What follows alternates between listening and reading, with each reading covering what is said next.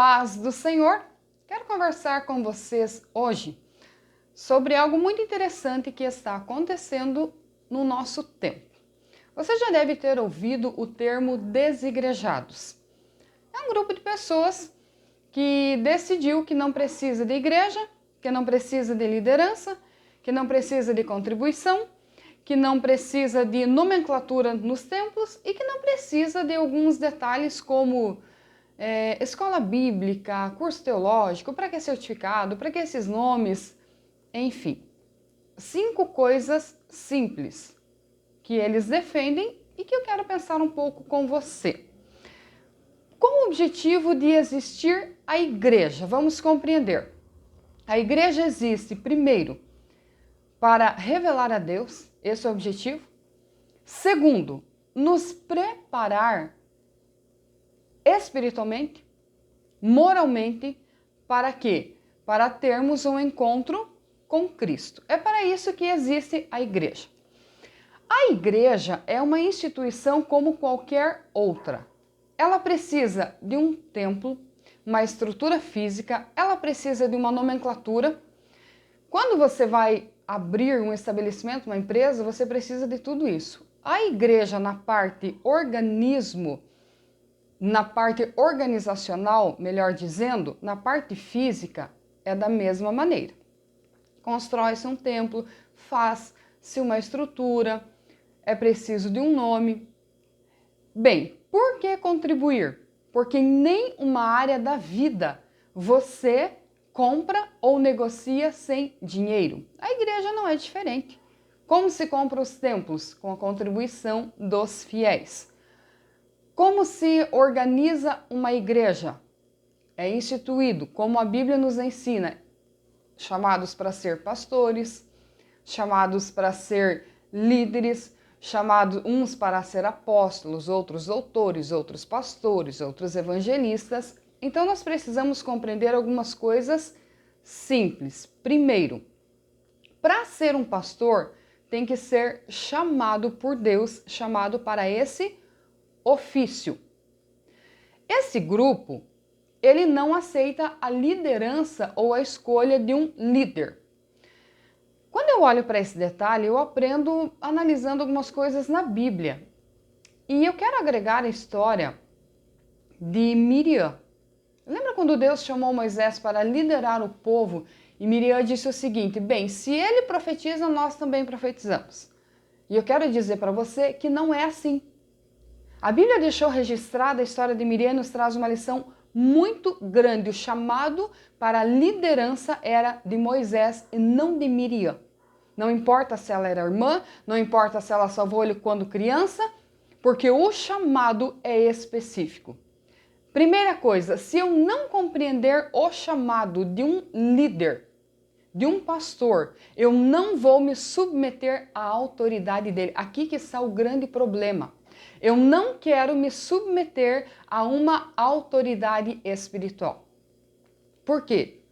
Porque todos nós temos inteligência? Claro que temos. Todos nós temos capacidade? Claro que temos. Mas quando se trata de ministério e de chamado, é diferente. Você pode ser o que você quiser ser fora da igreja. Agora, a partir do momento que você faz parte de uma igreja, o dono dela é Cristo e o líder da igreja, que é o pastor, ele é o teu orientador, sim. Quando que eu não obedeço um líder? Quando ele está em pecado e quando o que ele prega não condiz com a palavra. Aí é uma situação diferente. Fora isso, não. Fora isso, biblicamente você irá honrar e respeitar, porque a Bíblia ensina o seguinte: obedecei a vossos pastores e sujeitai-vos a eles, porque eles velam pela vossa alma. O pastor, o obreiro da igreja, né, seja da maneira em que ele seja chamado na denominação em que ele está, ele tem um compromisso com Deus. Qual é o compromisso? Pregar Bíblia, pregar a palavra. E lembrando que a Bíblia, que a palavra, é confronto. Não vai amaciar teu ego.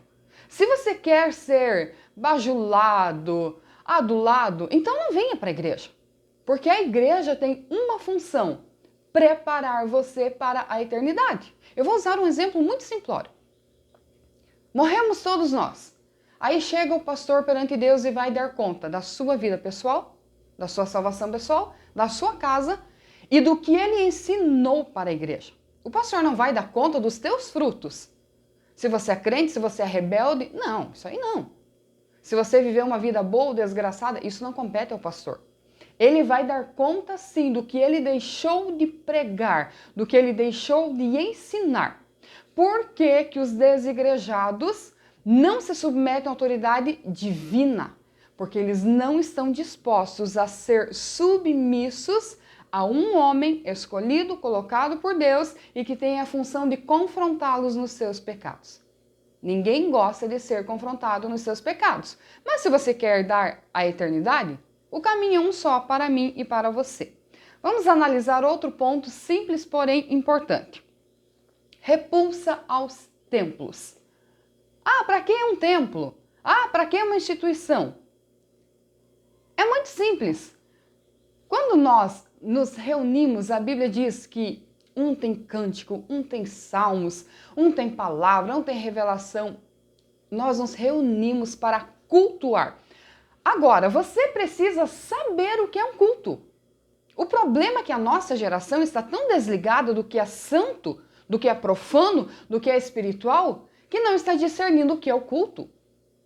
O ajuntamento de pessoas, a reunião de pessoas, ela tem um objetivo: glorificar a Deus. Aí a gente ouve constantemente: eu não gostei do culto, e daí? Você não é divindade, você não é Deus. Nós estamos nos esquecendo de quem é Deus, quais são as regras dele e o que é um culto. Quando a gente vem num culto, a gente vem primeiro para orar, adorar, oferecer louvores e ouvir a palavra. Primeiro a gente oferece a Deus, a palavra é de Deus para nós. Então é muito importante compreender esses detalhes. Ah, mas eu não gosto porque eu não ganhei oportunidade. E daí? Tem as pessoas chamadas especificamente para desempenhar um ministério. Só que ninguém está proibido de cultuar e de trabalhar. O problema é que as pessoas, elas olham o quê? O púlpito. Não, eu só prego no púlpito, eu não prego fora. Eu não prego no ar livre. Eu não prego para alguém pessoalmente. Não, eu tenho que estar no púlpito. E tem que ser no culto que a igreja esteja cheia. Ei, nós estamos nos esquecendo do que é ser uma igreja. Olha para a história.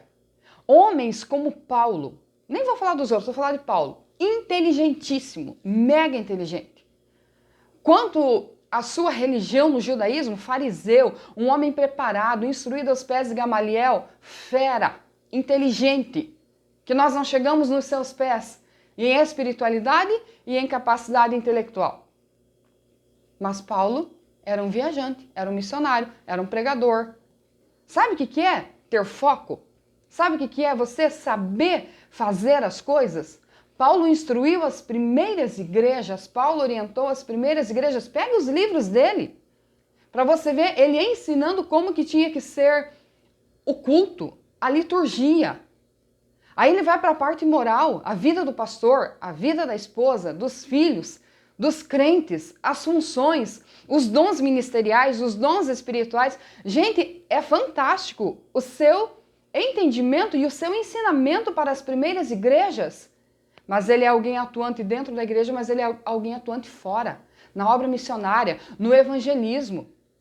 Então a gente tem que compreender que nem sempre nós teremos oportunidades, e eu vejo pessoas ressentidas com isso. Ressentidas porque não ganhou uma oportunidade. Sabe o que eu ouvi de algumas pessoas? Eu estou sendo perseguido. Por quê? Ah, porque não me deram uma oportunidade. Cristãos que não sabem o que é uma perseguição. Isso não é perseguição, isso é uma criancice, isso é uma infantilidade e que nós precisamos de vencer isso. De que forma? Com humildade, estudando a Bíblia. O que falta para nós é conhecimento. Tem muita informação, mas tem pouca entrega. Tem muita informação nos nossos dias, mas tem-se pouco entendimento nessas questões. Primeiro, respeitar a autoridade constituída por Deus, que são os nossos pastores. Independente se você gosta ou não deles, eles foram chamados por Deus. Segundo, frequentar os cultos.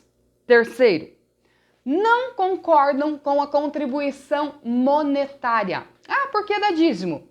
É muito simples. Por que nós damos dízimo? Porque nós sustentamos as igrejas. Por que nós ofertamos? Porque nós, os cristãos fiéis. Isso aqui não é uma coisa que tem que ser imposta, isso aqui é ensinado na igreja, mas não é imposto, tá? Isso aqui é uma coisa que é orientado na igreja, mas você não é obrigado a contribuir. Por isso que no nosso meio tem pessoas que contribuem e tem pessoas que não contribuem.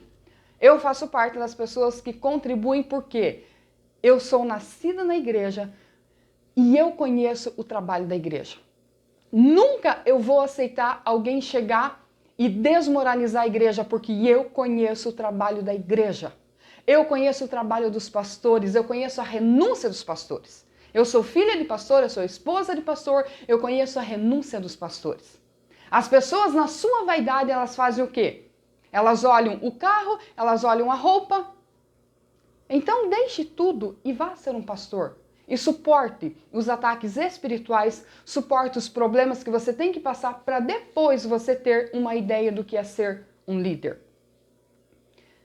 Primeiro ponto, os pastores e a submissão à sua autoridade. Segundo, frequentar os cultos e entender que o culto não é para nós, é para Deus. Terceiro, contribuição voluntária e amorosa. Os cristãos que contribuem na igreja, eles são pessoas abençoadas e abençoadoras.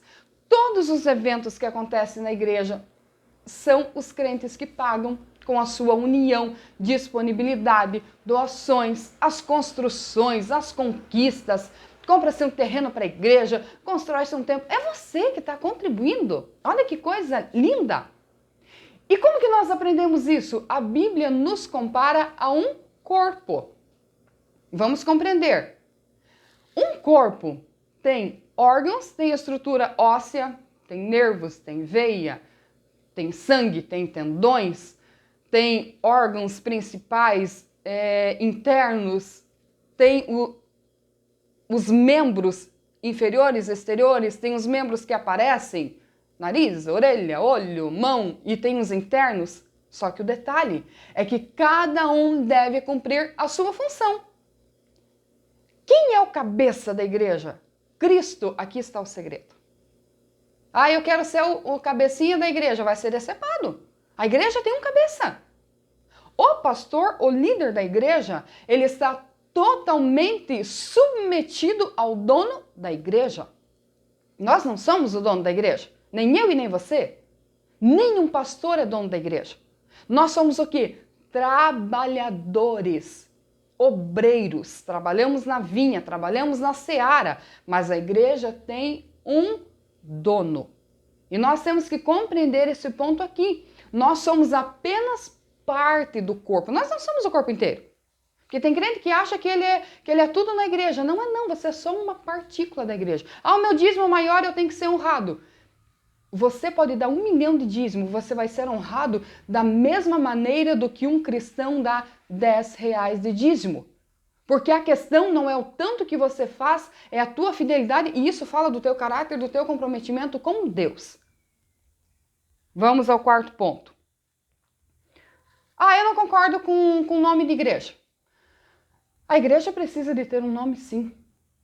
Claro, né? Vamos abrir um parênteses aqui. Eu não estou falando de pessoas rebeldes, loucas, nécias, como diz a Bíblia, que sai por aí, abre ali uma portinha, coloca um nome, sem ser chamado, sem ter passado por processos de libertação, de santificação, porque o altar é santo, porque o altar é digno. Eu não estou me referindo a essa turminha que existe nos nossos dias. Eu estou me referindo a uma igreja instituída por Deus, que o altar é um lugar santo. Para subir ali precisa de ter passado por processos de aprendizado, de humilhação, de santificação. Porque a minha boca fala do que o coração está cheio. Se eu não me submeter a esses processos, como que eu vou ensinar uma igreja? Como que um líder vai ensinar uma igreja se ele não passou por esses processos? Entendida essa parte de pessoas que se autodenominam pastores sem nunca ter sido e nunca serão, pode se autodenominar o quanto quiser. Eu estou falando da igreja de Cristo. que ela é santa e que ela tem um dono e que ela tem uma organização. Toda igreja precisa de um nome. E aqui vem os vários nomes que nós temos. Tem Assembleia de Deus, tem Deus é Amor, não importa o nome. Esse nome é para a organização da instituição. Último ponto. Não admitem certificados, curso de teologia, escola bíblica. Os departamentos que nós temos na igreja, eles são maravilhosos. Nós temos departamento de criança, de adolescentes, de jovens. Nós temos departamentos de mulheres, curso de teologia. Sabe qual que é o objetivo dos departamentos? É um estudo específico para cada área. Se eu tenho um grupo de mulheres, eu posso entrar em assuntos de mulheres. A escola bíblica, por que escola bíblica dominical? Porque é uma aula no domingo pela manhã. Qual o objetivo? Enriquecimento espiritual, aprofundamento espiritual. Igreja sem ensinamento não é igreja. O culto, a sua liturgia tem os pontos. Tem a parte da oração, que é a minha entrega para Deus. Tem a parte do louvor, que é a minha adoração para Deus. Aí vem a parte da palavra. Quem é que vai pregar? Pessoas que têm vida de oração, de consagração, de estudo bíblico. Como que você quer pregar se você não frequenta uma escola bíblica? Como que você quer pregar se você não estuda? Nem todos têm acesso a um curso de teologia, mas você tem acesso ao culto de ensino. Ali está o teu líder que se prepara, que ora para te ensinar. Porque nós não concordamos com os desigrejados, porque falta-lhes humildade. Olha só. Eu não concordo com a igreja, mas estão num grupo de pessoas. Esse grupo tem um líder. Pode não ser chamado de pastor, mas esse grupo tem um líder. Vão se reunir em algum local. Pode não ser num templo, mas vão se reunir em algum local. E aí você percebe que umas coisas sem fundamento? Vamos só analisar a igreja. Judaísmo, templo, sinagogas. Qual o objetivo do templo? Adoração, o governo que partia dali e assim por diante. Qual o objetivo das sinagogas? Eram pequenas congregações. Dava acessibilidade ao povo. Ali o povo ia, cantava louvores, estudava, aprendia, debatiam ideias. Entende? Aí a igreja cristã, a igreja primitiva, começou a se reunir no pátio do templo. Mas como era um segmento diferente do judaísmo, claro que não teria como ficar as duas no templo dos judeus. Isso tem que ser entendido e respeitado. Aí então eles tiveram que se afastar do templo de Jerusalém e eles começaram a congregar nas casas. Começaram a se reunir em lugares e foram pregando o evangelho. Essa igreja primitiva que não tinha o seu templo, ela é diferente da nossa. Foi uma igreja que passou muitas perseguições no início, por parte dos próprios familiares que não aceitavam os seguidores de Cristo. Depois, posteriormente, o próprio Império Romano perseguiu muito. Então, não se compare com essa igreja que tinha viva no seu coração a chamada, o ensino, a comunhão com Cristo, com a igreja do século XXI. Século XXI nós temos templos, estruturas para você frequentar. Só que para eu frequentar uma igreja, eu tenho que aceitar o pecado do meu irmão e daí eu me acho superior. Você tem pecado e eu tenho pecado. O único santo na igreja é Jesus. Mas eu vou lá e vejo fulano. Você não está seguindo a Bíblia não manda você olhar para o pecado do fulano. A Bíblia manda você olhar para Cristo, para herdar a salvação, e a Bíblia manda você olhar para o teu pecado, para você trabalhar a santificação. Sabe quem é que pode olhar o pecado dos irmãos? O líder da igreja, o pastor, esse que a qual os desigrejados rejeitam. O pastor pode e deve olhar o pecado dos irmãos, por quê? Porque ele é o líder. Ele precisa chamar o irmão e dizer, irmão, você está errando em tal área. E eu preciso te corrigir, eu preciso te colocar no caminho. Irmã, não faça isso. Fulano, não faça aquilo. O líder da igreja, ele tem não esse direito, mas essa função. E corrigir uma pessoa adulta não é uma coisa legal. Não pense você que é legal chamar um adulto e corrigir. Mas a igreja de Cristo, ela tem princípios a ser respeitados. Congregar, contribuir. respeitar a liderança, participar dos grupos da igreja. É tão gostoso, até porque a Bíblia diz que para o puro todas as coisas são puras. Ah, mas a igreja tem problema. Toda igreja tem problema. Só que toda igreja que se humilha, que aceita a palavra, que tem um sentimento não de rebeldia, mas de obediência no seu coração, são pessoas com defeitos, mas são pessoas que se santificam e que estão ali para ter um aperfeiçoamento pessoal e um bom relacionamento com os demais. Para encerrar, por que nós somos comparados com ovelhas? Por que Jesus é o sumo pastor? O que é sumo chefe? Ele é o sumo pastor. Não esqueça que eu falei no início. O dono da igreja é Cristo. Não é nem eu e nem você. Tem crente por aí se achando dono da igreja, não é não. Jesus, o dono da igreja, o fundador da igreja. Espírito Santo, mantenedor da igreja. Quem está conosco orientando, corrigindo, ensinando? Espírito Santo, tá? Dono da igreja. Depois vem a liderança da igreja e depois vem nós. Então Jesus é o sumo pastor e nós temos também o nosso pastor terreno, que tem essa função. E nós, numa comparação bíblica, nós somos comparados com ovelhas.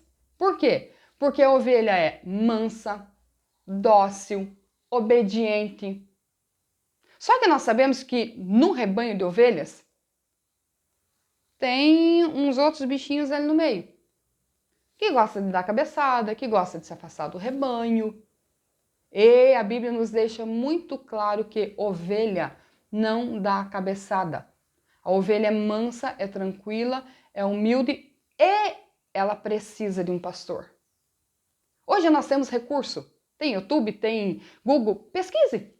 Eu estava olhando uma ovelha que se afastou do rebanho por 5 anos. Quando encontraram ela, ela estava horrível, sobrecarregada de lã. A ovelha é um animal que precisa do pastor, precisa de ser cuidada.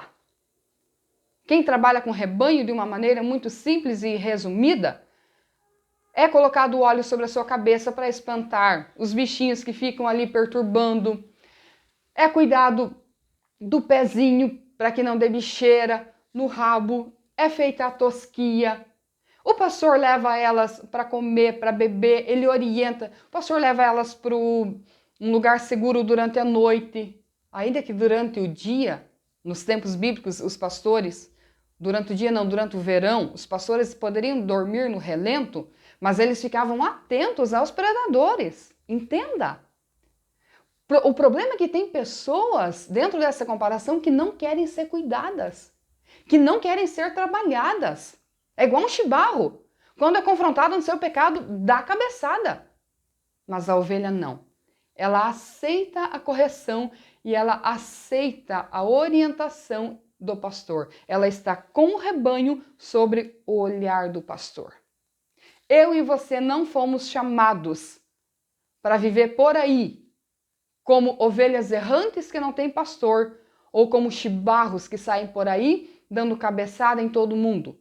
Nós somos chamados para viver debaixo de uma liderança, submissos. Agora tem um detalhe. Eu só sou submissa ao meu pastor se eu for submissa a Deus. Sabia disso? Sabia que eu divido entre ser esposa e entre ser ovelha? Eu divido. Tem muitas coisas que eu quero fazer e o meu marido, como pastor, ele diz para mim não. E eu respeito. Porque a liderança é dele. Ainda que eu tenha a minha função, ainda que eu tenha um ministério ativo, mas a liderança é dele. E tem uma galerinha por aí que acha que não precisa de respeitar a sua liderança e acha que está respeitando a Deus. Com todo respeito, não está não.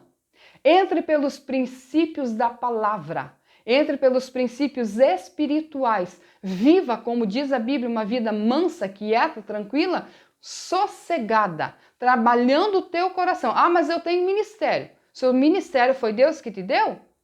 Homem não tira. Ninguém vai tirar o teu ministério. Agora, não adianta você querer romper os processos.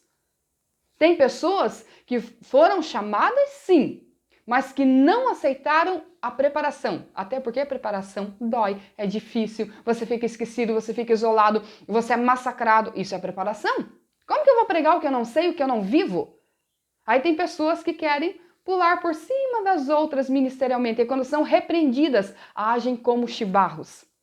Mas tem aquelas que aceitam os processos. E eu vou te falar uma coisa, os processos levam anos. Não tem como você ficar crente hoje e pregar amanhã. Que autoridade espiritual que você tem? Nenhuma. Você tem que se santificar primeiro. Você tem que ter humildade para aprender primeiro, para depois querer subir nos altares das igrejas. Creia você ou não, os altares das igrejas são santos. E tem um monte de gente brincando com isso. E eu encerro dizendo para você o seguinte: filho de crente não é crentinho. Por que eu falo isso? Porque eu nasci na igreja. Eu precisei de me converter, eu precisei de ter a minha experiência com Deus, eu precisei de ter santificação pessoal. Não é assim, meu pai era pastor, então hoje eu desempenho o ministério porque meu pai era pastor. Não, a unção dele é dele, ele cumpriu o ministério dele. Eu, os meus irmãos, a minha família, precisamos de ter uma experiência genuína com Deus de conversão, para daí sim desempenhar um ministério. Um conselho firme, mas amoroso. Não se deixe levar por ideologias tolas.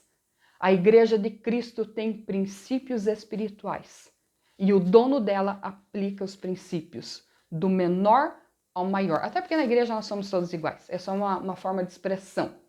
Perante Deus nós temos funções diferentes, mas em questão de valor nós somos todos iguais. Compreenda isso, não se deixe levar por ideologias tolas, sem princípios bíblicos e com fundo de rebeldia e insubmissão. Lembre que a rebeldia partiu de Satanás. Não seja um adepto dele, seja um adepto de Cristo que com muito amor se entregou ao quê? Morte e morte de cruz. Jesus morre e a igreja nasce. Jesus é assunto ao céu e o Espírito Santo mantém a igreja até os últimos dias. Que Deus te abençoe. Em nome de Jesus.